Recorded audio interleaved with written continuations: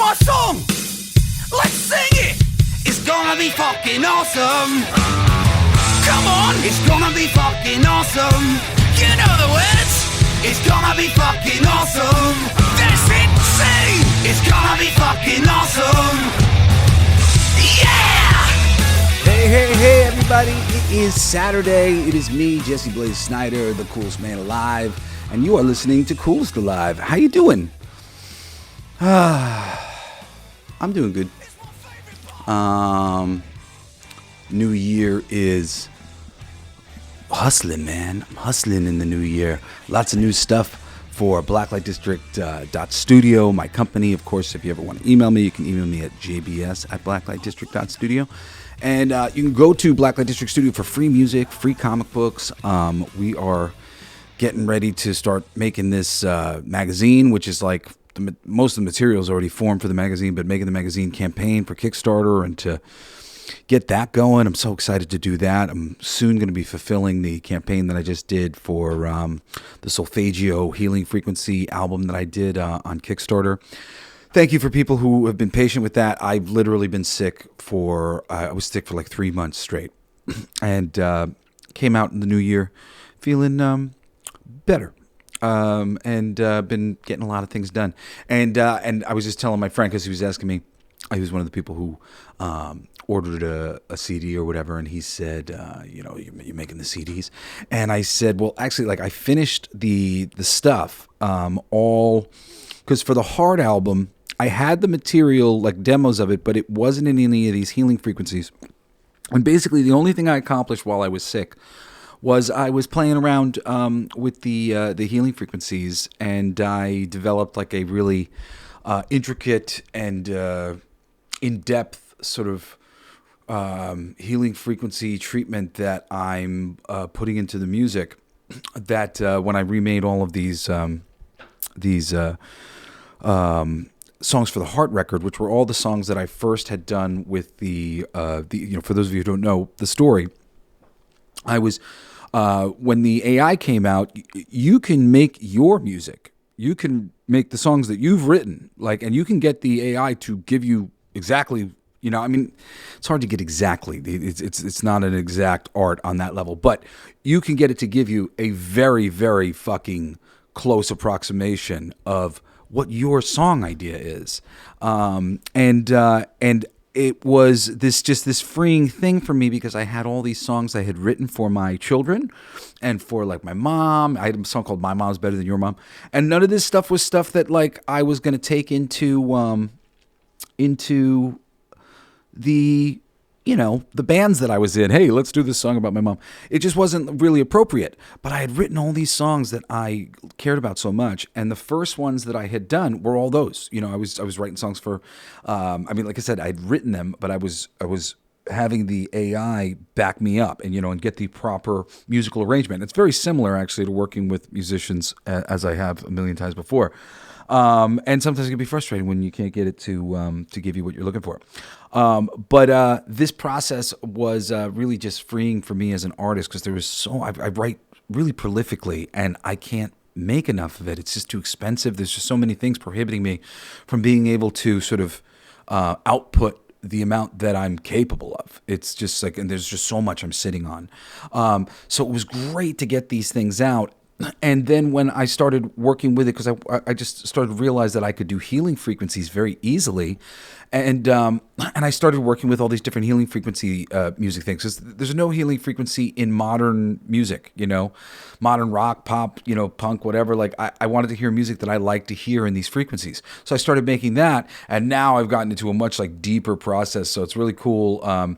It's been delayed just getting it onto the website, but it's going to be on the website I think next week. And we're going to get direct links to everybody who backed the campaign for this record, which is in what I'm calling 432 plus.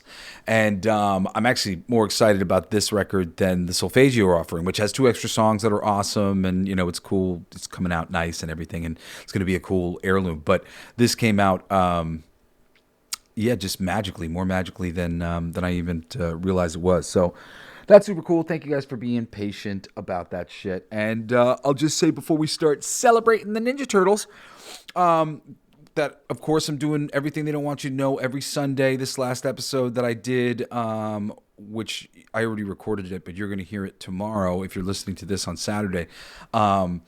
It's called something to the effect of "Conspiracy Theorists Vindicated." We've got a new theme song, and you should check it out. And I mean, it's horrible that we have to be right, but we've been trying to fucking tell people what is really going on here. If you dig deep enough into what is already available to be seen and proven, and it's crazy. So if you like conversations like that, go check out Everything They Don't Want You to Know on Sunday. There's tons of episodes prior to the one that we just did. I think I just hit 60 or something on Everything They Want You to Know. Episode number 60. And then I finally did it. All Your Favorite Bands Suck is back. I'm trying to get them to release it. The goal was for Friday, so it should already be out there. All Your Favorite Bands Suck. It's one of my favorite bands in modern, actually I should say absolutely my favorite modern band. He's a younger dude. He maybe just started releasing tunes 10 years ago now, but still relatively modern, not as well known as he should be. Grandson, oh my God, so awesome.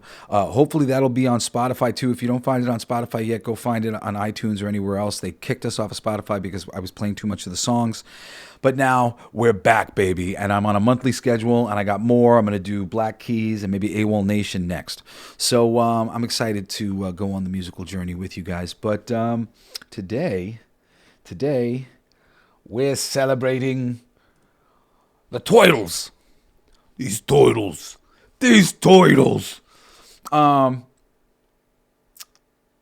It's amazing, to a certain degree.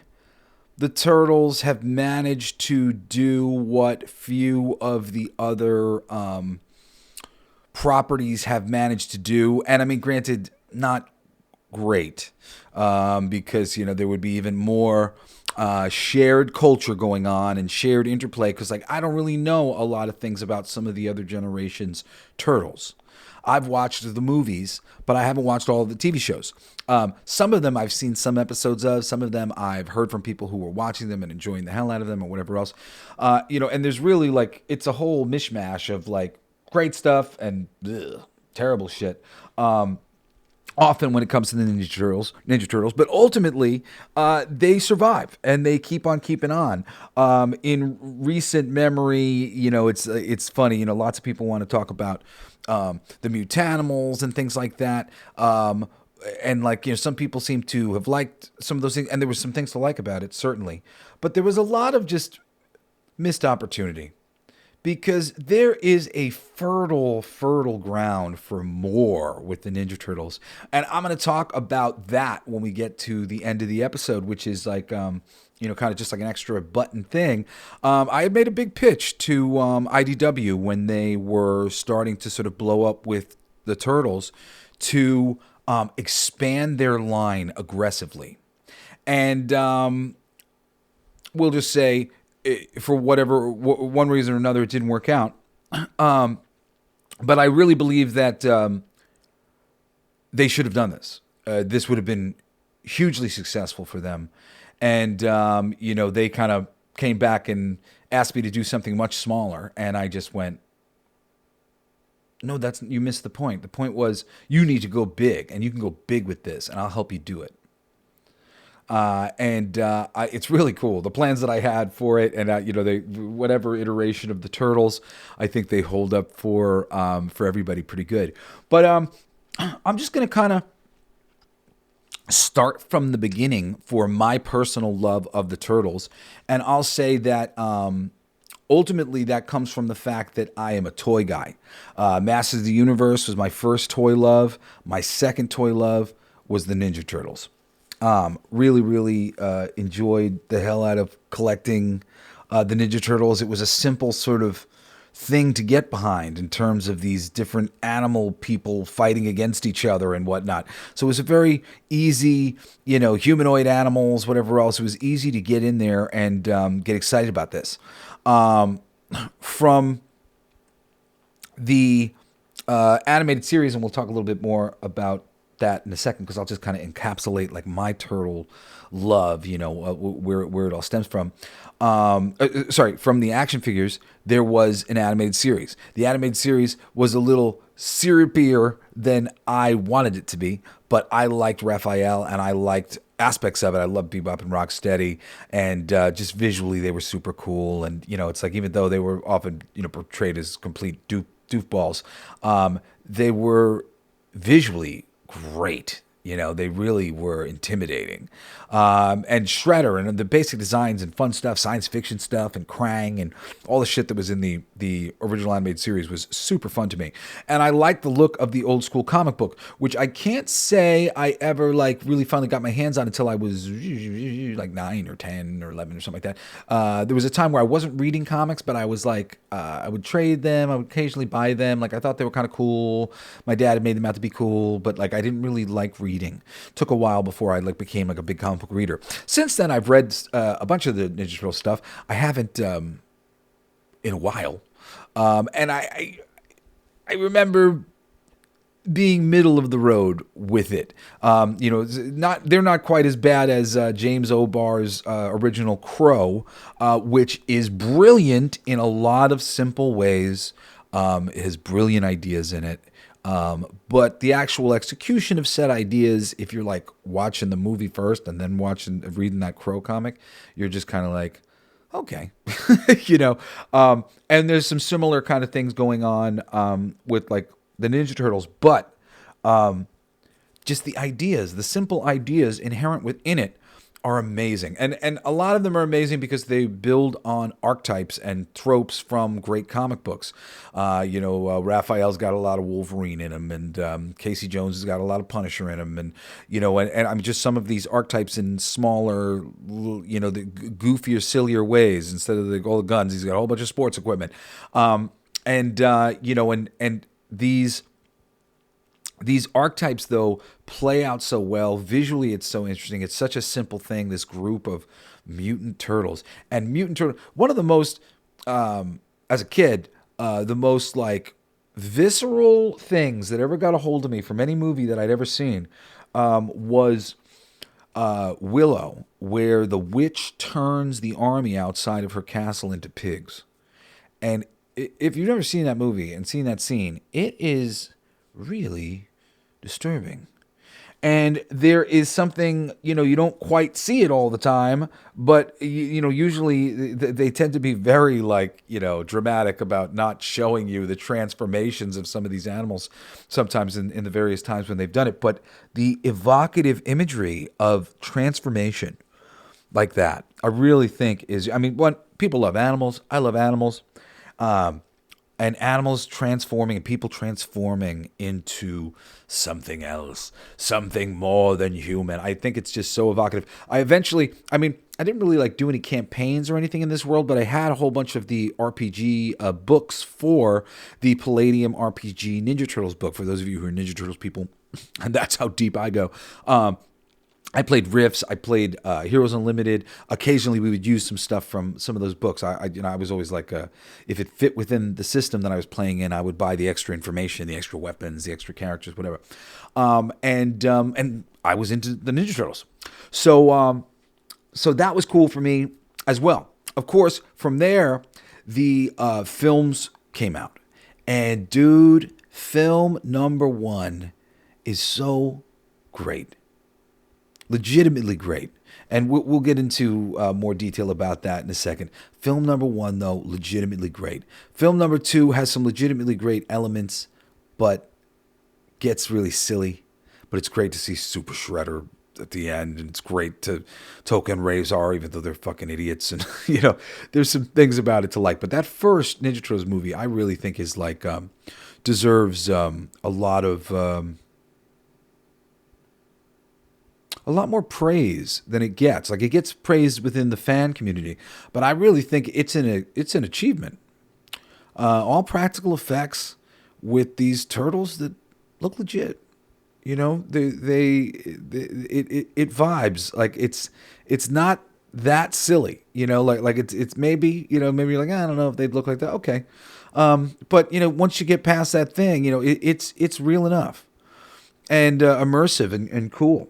The scene with Raphael and Casey Jones, fucking A, man. I mean, one of the coolest scenes in screen history, as far as I'm concerned. And Casey Jones demonstrating himself to be one of the most badass characters of all time. You know, since that scene, I've always wanted to do something with Casey Jones. I had this this mistake that I had made as a fan, and maybe you made the same mistake. Apparently, it's not true. That Casey Jones was named after Casey at the Bat. You know the poem. I'm a big Disney animation fan, and there's a great animated film if you've never seen, Casey at the Bat, and it's all about this big, bad, blustery hitter for the home team that was coming to bat, and they were down, but there was all these people on base, and don't you worry, Casey was at the bat, and basically 3 times, Casey ends up whiffing, and confident to the very end, he misses and loses the whole game, and it's a home game, you know. And the poem ends with, but there was no joy in Mudville, for Casey struck out. And I thought that was what Casey Jones was. I thought it was a metaphor for the baseball player who had struck out, which I want to do this so badly. I really still want to do Casey Jones really bad. I was annoyed when IDW came back and asked me to scale this down quite a bit, and I was just like, no, damn it. The pitch was scale this up quite a bit. You guys could make money. So just get me in for one part. That's silly. Capitalize on what you're doing right now. Which is often a case with Jesse Blaze Snyder coming with big ideas that the companies can't handle. And then me getting frustrated because I'm like, well, if you're not going to do it big, then who gives a shit? Sorry, that's just me. So anyway, wrapping up my history personally with Ninja Turtles. So still, big fan of the toys. First movie comes out, yes. Second movie comes out, I'm like, okay. Third movie comes out, and I'm like, all right, you lost me, you motherfuckers. You fucking ruined this shit, this boring ass fucking turtle samurai nonsense, trying to sell me some fucking toys. I was really mad.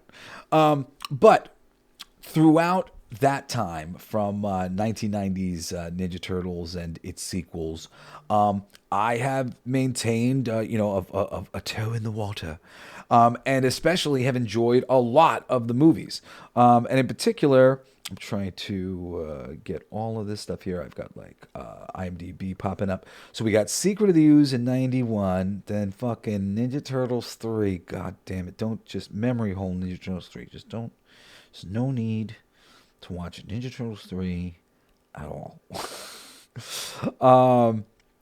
Rise of the Teenage Mutant Ninja Turtles, I believe was the one that that fans were really big fans of. There's a newer show that seems to have decent ratings on IMDb, but these fucking these studios, they're so aware of all of these these websites and how they work, and they just scam us with the fucking the ratings and shit. There's so much different little things here at IMDb that I'm saying, I'm like, oh, wow. Yes, I remember that. Video games. Oh, my God, that fucking Nintendo game. I was so excited to play it. It was so fucking hard. It was the hardest video game I've ever played. And it's the only video game that was impossibly hard that I kept playing because I couldn't get past this certain part. It's just terrible. I don't recommend that game. Trying to find the Ninja Turtles movie that I'm talking about. Teenage Mutant Ninja Turtles Chrome Alone 2, Lost in New Jersey, shorts. Oh, cool. So they're making all sorts of little shit that I've been missing out on. If anybody is out there who's a big Turtle fan, who knows of the best recommendations in terms of the past couple generations, because I'm older, 43 spins around the sun, or sun spins around me, depending on who you ask. And I would love to get in on some of the better stuff. I've thought about engaging with the one cartoon that I had heard was the really good one, but now I'm a little mixed up looking at all of these things here. I'm like, which is which now? Rise of the Ninja Turtles, the movie, Yeah, but that was like a TV movie, TV PG. Batman versus Ninja Turtles. I have the figures. Excellent. Super fun. But wait, where is Ninja Turtles: The Next Mutation? Don't watch that. Don't watch that. Where's my fucking favorite one? I can't even find it. Mutant Mayhem is the most recent one that had come out. But and Mutant Mayhem's okay. But there is another. Oh, I know why it's not coming up, because that one was called TMNT. Yeah, TMNT in 2007. I loved that with all the cryptids and the Jersey Devil and shit. I thought that was awesome. I thought it was so well handled. I was hoping to see more of those. I've been really kind of upset over like how quickly they kind of like move past some of these things. I thought that was really solid, and then nothing else. And then we got the Seth Rogen thing, and I feel like a lot of skittish reactions. But of course, this tends to come when like these corporations get their hands on these things. I've been maintaining and watching, and lots of these movies and stuff, like I said, as time's gone on. But I really want to talk about kind of the ones that started it all today, mostly, and just get into to just kind of celebrating the greatness of the Teenage Ninja Turtles animated series, which is fucking incredible. Ran from 87 to 96. I'm trying to remember. I used to know how many fucking episodes of the show there were. I wonder if it'll just show me here on the thing. Episodes 193. Yeah, 193. Fucking A, man. And I remember getting this stuff in freaking animated. I mean, when DVDs were really big, I had like the craziest DVD collection. But at a certain point in time, it just seemed silly considering I could just have access to all these things digitally all the time. So it was just like, whatever. I'm getting off the DVD thing, but it was great at the time. Going through these things. I remember going back and watching just every episode that I had missed as a kid, and it's a cartoon, but it'll hold up to your kids and stuff, and it's solid. It's fun stuff. The basic evocative nature of, again, these mutating animals is just super fucking fun. Fred Wolf, John Schultz, Dave Weiss are creators of this series. You got some of the main cast. I wanted to say you got Cam Clark as Leonardo, Barry Gordon as Donatello, Rob Paulson as Raphael, and Townsend Coleman as Michelangelo. They're all awesome. Renee Jacobs is April O'Neil, and Pat Fraley is awesome as Krang. You got James Avery from The Fresh Prince playing Rokusaki. Rokusaki. Which is funny because he's playing an Asian guy. And of Jim Cummings as fucking Shredder. Jim Cummings is awesome. Gotta love fucking Jim Cummings. And of course, this was the time of animation, man. Just the amount of classic animation voices who most of you guys, if you're not animation heads, like you just would have no idea. Jim Cummings is just like the tip of a major iceberg, and all these guys are known for so many cool other things. Their voices are so fucking recognizable. And back in the day, there was way more of an acceptance of that guy's a million characters. That's okay. And people weren't, I think, as worried about like it was positive when somebody was going to get like, I don't know, people might recognize the voice. Well, they would recognize the voice in a great way. That these were really good creative, creative actors, creative, voiceover actors who were, so good they were being used in other places. Fucking lots of these guys show up on the Tick. What's his name? Townsend Coleman, as an example. Like his voice shows up in fucking Fraggle Rock, and he's a legit actor who'll show up in other things as well. But he's he rules my school. I love him. You know, a lot of these guys are just incredible. I mean, Jim Cummings. If you don't have any idea about Jim Cummings, Winnie the Pooh and Tigger 2 and Darkwing Duck and so many more. These guys like are virtuosos, and if you're fans of certain, you know, if you're fans of cartoons in general or Disney cartoons or whatever else, their names will just come up over and over and over and over again, and you'll see a bunch more. And tons of them were involved in this show as it went 193 episodes. So I mean, you know, eventually somebody's going to show up, and I didn't do like big research on all their guest stars beforehand because I just decided to come on and just talk about all my favorite things, and you know, just to bring it up here for like some extra little factual information. But the cartoon was awesome, and it's been great that NECA, and I've been out of my collecting the way I used to collect since NECA has been releasing these, but they have been making versions of characters, a lot of them from the toy line and many of them not from the toy line, because you would watch things on the show and you would go, oh, I hope they make a toy of that. And so often there was a real disconnect between the toy line and the series. But eventually the series would have the characters show up. And so often the story that it said on the package didn't really match the story said on the series. And there's been a lot of incongruity with that. And, you know, they could have done better with some of that shit over the years. But it's still, again, it's just evocative and simple and fun and interesting. And the dynamics between, you know, the turtles, of course, like being like the best straw of just, you know, the leadership stoic trying to do things by the book versus the outlandish and unruly partier Michelangelo and difficult to deal with and unruly attituding Raphael. And then the more easy to gel with affable intellect of Donatello.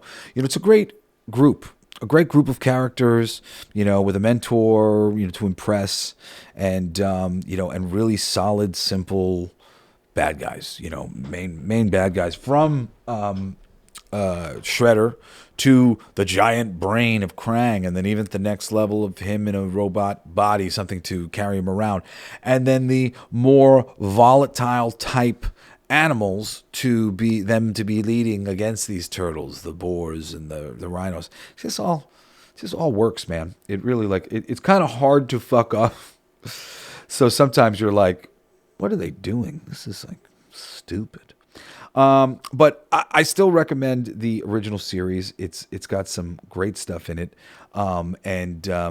And you know, just enough connectivity for like long-term watching, and you know, stories do go places and things do you know, get some resolution and whatnot by the end of the series. It's a good one. Moving into,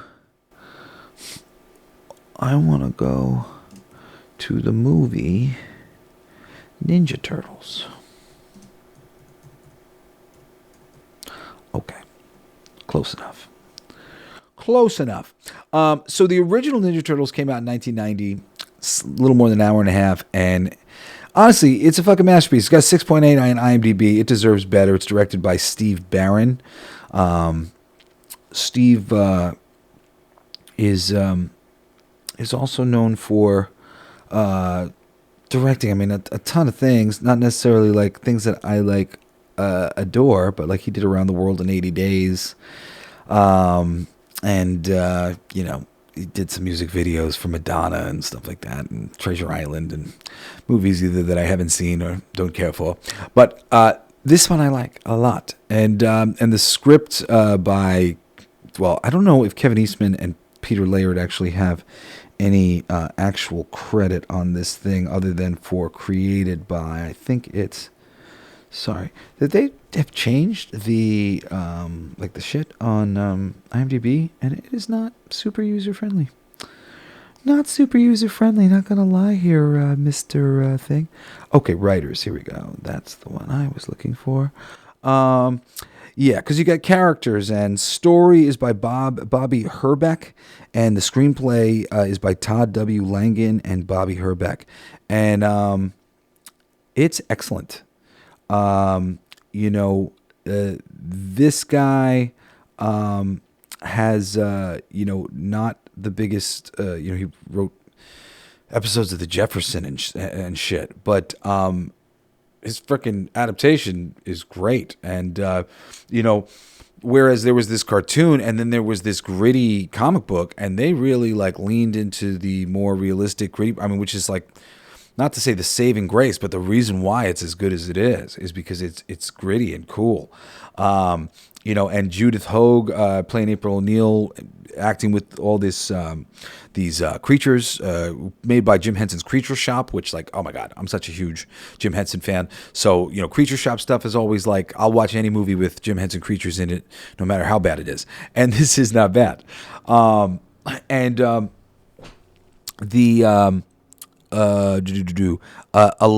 Cotis, who plays Casey Jones, dude, he is so good. He's in, you know, plenty of other movies where he demonstrates, you know, his ability as an actor. You know, he was regular on Chicago Fire and shit. You know, he's shown up in so many other, you know, other things at this point. You know, he's great in Shutter Island, you know, the movie that I dig. But he's a really solid actor, and his performance here, especially like I said, that performance with fucking Raphael, and it just made it all real and made it all great, and you know, and that character was just so distilled to attitude and just I love it, man. I love it. He's like was like an immediate, like, this guy's my idol. I remember seeing him like in another movie at some point playing, and I was like, Casey Jones, no. Like, no, you're cool. Casey Jones is fucking cool, man. But of course you've got the people who do the voices of the turtles in the films, and they are great. Josh Pays, Michelin Sisti, Leif Tilden, and David Foreman. The whole cast is just legit. You got Kevin Clash puppeteering freaking Splinter, and it's really just like a solid cast. Like, you know, case in point, like one of the movie hoodlums is D'Onofrio. Was that not? That's not. That's Joseph D'Onofrio, not. Well, I was like, oh, that's a good example. I was forgetting. Apparently, it's not. It's not the other D'Onofrio that I was thinking of. But there is just a realness to this movie that is excellent. And it's funny because, like, you know, Michael Bay's, and I'm not really going to spend any time talking about that shit, or at least not the first one. Michael Bay's first movie was like, you know, supposed to be like more real, and it was just like more stupid. And then the second movie at least had like some of the stupid elements of Ninja Turtles that make it more fun and more fun for it to be stupid. I like the second one. But this movie, that's what I was going to say. I was like, I knew there was somebody in it who was like a really big actor who was going to be. Sam Rockwell's got a tiny part in the movie, and he's real, but legit, you know, and that's the whole thing. Like, everything in the movie is really legit. Feels real. You know, we'll skip over the Vanilla Ice sequel, but you got lots of the same people returning, and there's aspects of it that are great. I wanted to talk about. I want to go to the TMNT one. So TMNT has got a great alternative villain to Shredder, especially because it's like a Shredder kind of thing, but then he's also got his minions beyond that situation. This movie was written and directed by Kevin Monroe, and it's really solid, featuring a ton of cryptids, including the Jersey Devil. Patrick Stewart playing the main villain of Winter, and he's awesome. And Sarah Michelle Gellar plays April O'Neil, and Chris Evans plays Casey Jones, and they're fine. You got little guest appearances by Kevin Smith and narrating by Lawrence Fishburne, and there's some cool people in the flick. The Turtles played by James Arnold Taylor, Mikey Kelly, Nolan North, and John DiMaggio does Colonel Santino. Who is the other turtle? Who's the other turtle? Wait a second. I thought John DiMaggio was maybe one of the turtles, or no? No, he's not. Oh, and Mitchell Whitfield is Donatello.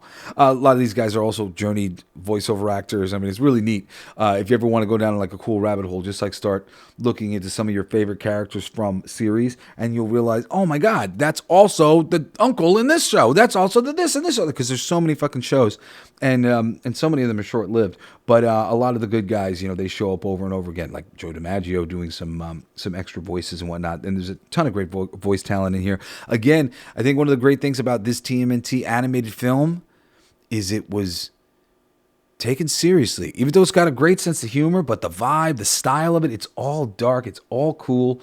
Really, if there's anything for the future Ninja Turtle producers to learn about all this shit is, that's the key. It's got to be gritty. It can't be too fucking camp and cheesy. But yeah, I mean, I really love this thing. This dude who wrote it and directed, he's responsible for some Ratchet and Clank shit as well. Hanging with Gigi, Troll, The Tale of a Tale. I haven't seen any of this stuff, but he's good. It's probably good. He's also worked in the art department for other things, so he's come his way up in the ranks of animation stuff, and that's what you want to see. So TMNT, oh yeah, that's a favorite of mine. I highly recommend you guys check that one out. It's like the original movie, and then maybe that one for me is number 2. The third movie will tell you to skip, and I don't know enough about Mutant Mayhem to talk about it. But like I said, one of the two series recently, I was just watching a thing recently, Teenage Mutant Ninja Turtles 203 to 2010. Okay, so this is the Ninja Turtle show that people were really digging on. And that's the one that I've thought about checking out. But since then, they've put out a lot of other stuff which people don't seem to like as much. Teenage Mutant Ninja Turtles, the 2003 to 2010, has a 7.9. I've seen some episodes of it, and they were really good. I don't remember what they were about, because it was my buddy had showed me a long time ago when I was working at a toy store. And I probably didn't see the whole thing, but I was watching like whole clips, and he was showing me like bits of it. But I was into that, and I wanted to see that show. But Tales of the Teenage Mutant Ninja Turtles, I've heard not great things about. Write me JBS at blacklightdistrict.studio and let me know if that's the truth. So I really don't like the Michael Bay first one. However, I do want to talk about. And this might be like the last main moment that we're going to focus on, because some of these other things are not my favorite, even though I fucking love. Oh no! Actually, I do have one more thing to talk about after we talk about Out of the Shadows. But Out of the Shadows, we get some type of version of Baxter Stockman, and it's over the top and fun. And we get fucking some type of version of Bebop and Rocksteady, and it's fucking fun. We get vibes, man. There's some energy in this movie, despite, I really did not like the first one. But if you're open to enjoying this because you love the Ninja Turtles, I think there's a lot to like about this flick. So, if you didn't give this a chance because fuck Michael Bay, I totally understand. But it is better. Megan Fox, you got Will Arnett, Tyler Perry playing Baxter Stockman. You got fucking Sheamus from WWE playing, it was a Bebop or Rocksteady. You got Stephen Amell, who I like, playing Casey Jones. You got Jerry Howard as Donatello this time, Pete Plazik as Leonardo, and Noel Fisher as Michelangelo, and Alan Richson as the voice of Raphael, which was interesting. They were like, we want a big guy to play Raphael because he's a big guy. It's not necessary. But yes, Stephen Farrelly, also known as Sheamus, and Gary Anthony Williams, who's good as Bebop. And sort of weird things going on with who's Shredder, but finally we get in this one Shredder as played by the guy who you think it's going to be in the last movie. Generally it's enjoyable. For me, this is on par with the Teenage Mutant Ninja Turtles Secret of the Ooze movie that they followed up the original with. The original was great, and then that was okay, fun enough. And this sequel is fun enough. And I highly recommend you check that out. The comic books have really become classic throughout the years. And there's so many collections of the various things, which there are less than you would imagine of the original Peter Laird and dude whose name Peter Laird and the guy Kevin Eastman. There are less of them actually doing this stuff than you would imagine, but there's a lot of collections for a lot of things, including the Mutanimals, which stars Mondo Gecko and other characters and from the cartoons and stuff that you might recognize. They were published by Archie for a long time. I didn't read very many of them because they always kind of looked a little cheesy to me. They were rendered very cartoony. But then beyond that, of the originals, which I do recommend, and the more recent things, which I do recommend, like The Last Ronin. They've had some success, and IDW has done some cool things in recent time, and a lot of these books are very cool. At a certain time, as far as the fans were concerned, this situation of IDW's material really jumped the shark and became very divisive amongst the fans. But The Last Ronin is not divisive at all. There was talk about it being turned into a film, and then I think it got shelved recently. But we'll see if that ever comes to be. I think it probably will someday, and it's very cool, worth checking out. There's graphic novels available now. It was one of the things that I was picking up at the shop when I was working at that. Like I said earlier, I was working at the toy store, so I had a discount. So I'm going to tell you about this thing, and this is just like fun, speculative, sort of fan writing, kind of thing. But I'm going to tell you about what I wanted to do at IDW with the Turtles, because I thought the ideas were super fun. Now, the Turtles get a lot of their lore from comics. Like I said, a lot of the weird ninja stuff. It's reminiscent of a lot of Frank Miller stuff that was going on at the time, and Daredevil and Wolverine, and there's no coincidence that Splinter is named Splinter because Stick is named Stick, and Stick is a character from Daredevil that you can look up on your own. But there's a lot of parallels to comics, mythology, and them kind of doing their own versions of it in a more overtly kind of humorous way, because at the end of the day, their book was about a giant turtle, and these other things were about, actual people and blah, blah, blah. So I just wanted to, there was something that had just happened at Boom Studios, where Boom cleverly took the Mighty Morphin Power Rangers and split it into two books, one called Power Rangers and one called Mighty Morphin, or something like that, or was it Morphin Power Ranger, something like that. And they had two Power Ranger books ongoing, telling two different stories within the thing. That's a great idea. I said, if Marvel owned the Ninja Turtles, they would expand. Raphael is a Wolverine archetype. You could do a Wolverine-esque ongoing book starring Raphael, where he's left the Turtles and he's off doing his own missions. And maybe he occasionally shows up sometimes, blah, blah, blah. Casey Jones is a vigilante archetype, very similar-isk to, a Punisher, except, non-lethal. You could do a Casey Jones ongoing book built around the archetypes of the Punisher, playing off that mythology and doing the thing. Additionally, you should split the Teenage Mutant Ninja Turtles into two books, Ninja Turtles and Teenage Mutants. The most successful comic that real fans of the Turtles have interest in is called The Mutanimals, that stars Mondo Gecko and a whole bunch of other guys. You could have, either Michelangelo and Donatello leading this team of mutant animals who are fucking fun, and they're fun, and it's a fun group, but with real stories. And you let so many of the Ninja Turtles be the characters that like bring everybody in, and then you let the a lot of story take place for the other characters. Additionally, I said you could do this if you have an event and you're willing to possibly kill Donatello and do something. You could bring him back in the future in one way or another as a cyborg or whatever else. But if you had something that split the Turtles, or if they just got split, even if he didn't die, I said, and then you could put him on the team with the Michelangelo's Mutanimals, which will be the Teenage Mutants.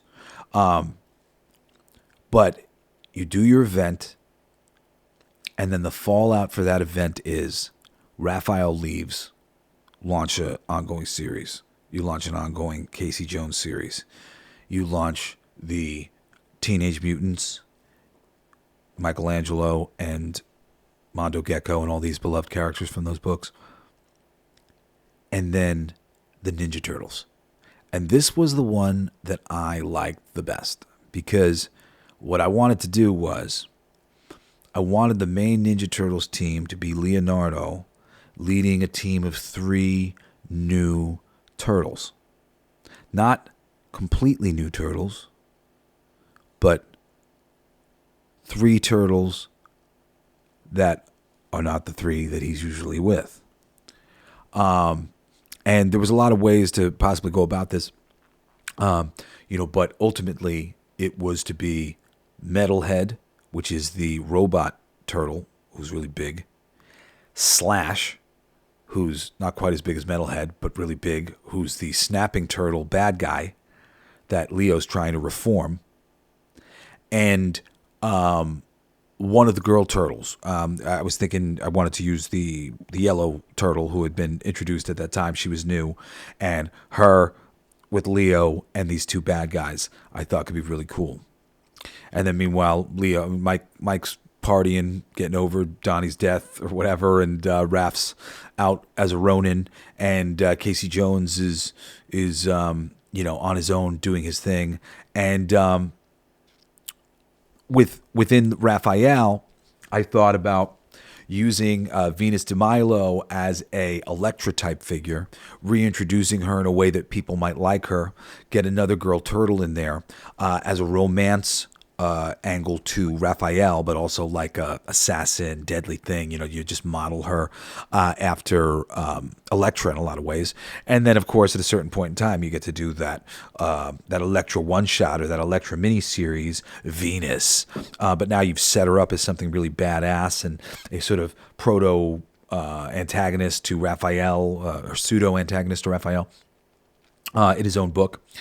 And then that wasn't all, my friends. There was sort of some ancillary miniseries that I wanted them to try. One of them was called Brute Squad, and the Brute Squad was a riff on the Suicide Squad, starring Bebop and Rocksteady on a team of animals that had been put together by the government to do good, to make up for their sentences. And the one even more so that I wanted to do, and I think that could have been something that was super fun, and I think that they could do. You could just keep doing that shit. Bebop and Rocksteady starring in a book with, you can get some of these other guys that are fun, and you just need some good writers to come in here and take some of these great looking designs and shit that they've made over the years for various characters and do some fun stuff with it. But the thing isn't about like simplifying the turtles and like their world, but it's about continuing to make it that much more interesting. So the last thing that I wanted to introduce and do some sort of build up or big storyline to was the introduction of Turtle X, who would be a descendant of the Turtles, who was like a futuristic cyborg with like a shell that could open up and guns would come out of it. And he was a turtle with guns, big futuristic guns. And he's supposed to be like Cable. And it's supposed to be, linked to Leonardo and very similar to so much of the, the X-Men storytelling that we've gotten in the past. But again, all the more silly and fun in various ways because they're fucking turtles. So there was a lot of fun things to do to continue this path of growing the thing. Like, just think about that right there. In theory, could and for those comic book heads out there, in theory, could we sustain 2 Ninja Turtles books? I think definitely. In theory, could we sustain a Raphael book as we've sustained Wolverine? I think definitely. In theory, could we sustain a Casey Jones book like we have The Punisher? I think, yeah. I mean, granted, Wolverine and Punisher have had some spotty whatever, but they could certainly be making some fucking money on that. Series of miniseries, a miniseries a year, like there's any number of things, right? And could we sustain any number of Elektra something, like if we did Venus like Elektra? I think we could get a little bit out of that. Sexy Turtle, yeah, I think we get a little bit of that going. Could we get anything out of a Brute Squad starring some of the most famous bad guys from the Ninja Turtles thing? Are their bad guys famous enough? I think they are. I think you could. So that's what I wanted to do. I really like that. That would have been so fun. And, still something one day that who knows if I might work on the Turtles at some point in time. I certainly have some ideas waiting that I've concocted to enjoy this this great thing that Eastman and Laird have given to us, the Ninja Turtles and their world. It's just such a wonderful place to play in, as a lot of people who have played the role-playing games and the Ninja Turtles stuff know already. So, if you love Ninja Turtles like I do, thanks for hanging out with me. I hope you're not like cursing at me because like more than I do and like more detailed on this stuff. But like, I'm not like an obsessive Ninja Turtles fan, but I love the Ninja Turtles and buy the action figures when I get my hands on them and try to dig into the stuff. Again, if there's stuff that you're like, oh, Jess, you didn't cover one of my favorite things, hit me up. One of my favorite things that I have not covered are some of the arcade games and shit that they've made with the Ninja Turtles. That shit, for the longevity of like careers of IP, that shit helps. Intellectual property really definitely helps. There's some great ones. I forget what the Turtles in Time's a great one, but there's a Ninja Turtle like fighting game that I remember I really liked. There's a lot, so much, man. It's it's hard to be like fresh on every single thing as deeply as I am trying to go into celebrating all the things that I've ever loved. It's like, it's one thing to celebrate it as soon as it happens, which I try to do as often as possible. When I see a new movie that I love, I try to get on here and like gush about it soon, so I remember and it's fresh in my mind. But otherwise it's like, I've gone through my Ninja Turtles phase. I've watched a lot of this stuff. Will I go back and rewatch one day? Yes, probably. But it's for you now to open the door if you have not gotten into the Ninja Turtles the way we have. Anyway, I love you guys. Thank you so much for listening to me. Of course, we do 5 days a week of recommendations in addition to this mother show. Music on Mondays, animation on Tuesdays. Wednesdays, it's comic books and graphic novels. Thursdays, it's live action. Fridays is Wild Card, where it's documentaries and comedians and all sorts of different shit that I like to do. But I love you. I really appreciate you listening to the show to the end. See, if you're here right now, you're here right now. You're here right now, listening to everything I'm saying right now. What's happening now is happening now. That means that like you're one of my listeners who like listens to the end of every show. And I actually have like pretty decent percentages like in terms of who does. But you guys matter more to me. And I really appreciate you. So thank you so much. And it really means a lot that you guys hang out with me to the end of the show and enjoy my company. And I enjoy imagining your company and that I'm able to share these things with you and that it's impacting your life in positive ways. So I hope you're joining us week in and week out as we are recommending the hell out of this entertainment landscape and all of the wonderful things, including animated things and live action things and TV shows and films and all sorts of other things, just like the Ninja Turtles, and sometimes toys. Anyway, I love you guys, and I hope I will see you again next Saturday and all this week for another fucking awesome adventure into the coolest alive. Peace out, motherfuckers. Later. And you know that I mean like motherfuckers like affectionately, right? When I say motherfuckers, you don't go, this guy called me a motherfucker, right? You don't? Whatever. This is oh my God. I said bye like 30 seconds ago. Fuck, bye. You've been listening to Coolest Alive with me, your host, Jesse Blaze Snyder. Don't forget to rate, comment, and subscribe for more excellent entertainment recommendations. Thanks for listening. It's gonna be fucking awesome. Come on, it's gonna be fucking awesome. You know the words. It's gonna be fucking awesome. It's gonna be fucking awesome. Yeah!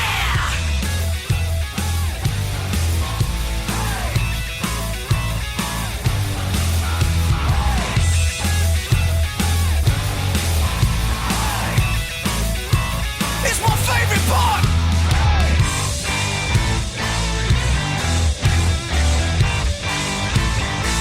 Isn't it heavy?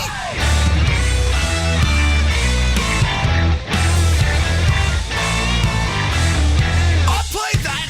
It's gonna be fucking awesome. Coolest alive.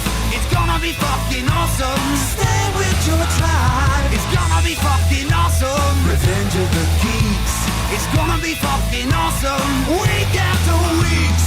It's gonna be fucking awesome. Laughing with you. It's gonna be fucking awesome. And crying sometimes too. It's gonna be fucking awesome. Spelling it out. It's gonna be fucking awesome. Making you shout.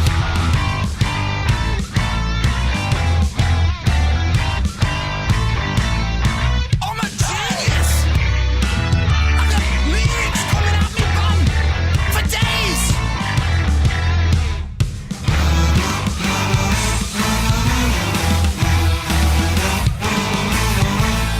You like that? It's a kazoo solo.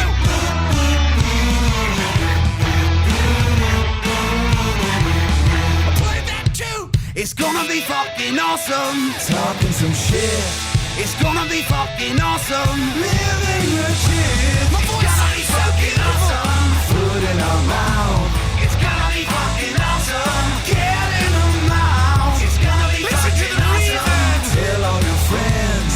It's gonna be fucking awesome. Call right or text. It's gonna be fucking awesome. Raising the bar. It's gonna be fucking awesome. Straight to the stars. It's gonna be fucking awesome. It's starting soon. Straight to the top of the awesome. Passing the moon. It's gonna be fucking awesome. On with the show. It's gonna be fucking awesome. Ready, set, go. It's going to be fucking awesome. Fucking awesome. It's gonna be fucking awesome. Just wait. You'll see. You'll all see. The podcast playground.